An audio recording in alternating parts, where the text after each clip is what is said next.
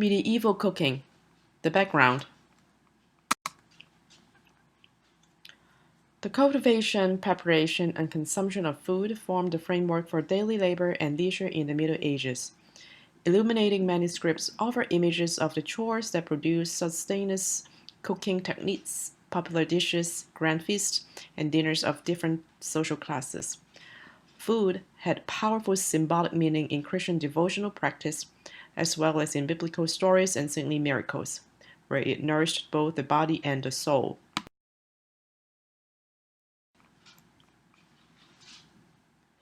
People's diets in the Middle Ages varied according to their means.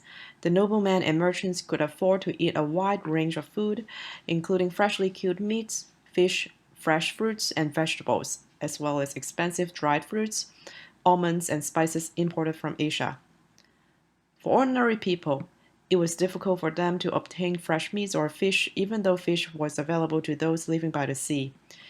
They ate dark coarse bread made from wheat mixed with rye or oatmeal, garden vegetables, and meats, especially pork, from their livestock.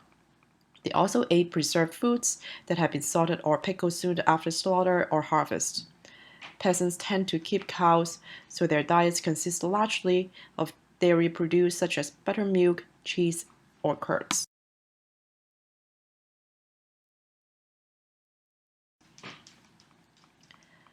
Rich and poor alike ate a dish called pottage, a thick soup containing meats, vegetables, or bread. Bread was the staple of all classes, although the quality or price varied depending on the type of grain used. Vegetables and grains were added to the leftover liquid to make a soupy pottage, which was a staple part of everybody's diet. This could be turned into thick puddle called fermenty by mixing it with wheat, crushed almonds, and egg yolks. Some people even used bread as plates. Trenchers were thick slices of bread, slightly hollowed out and served bare. Cooking served both practical and social.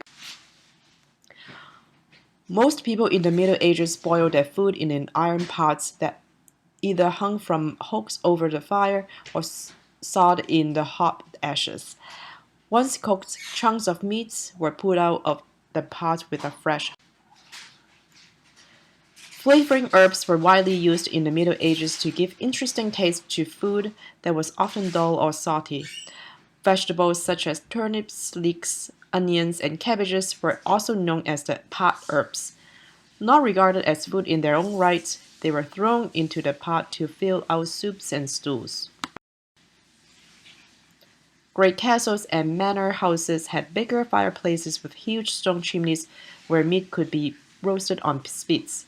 For ordinary people, because peasant cottages had no chimneys, so cooking was done on a simple stone hearth in the center of the room.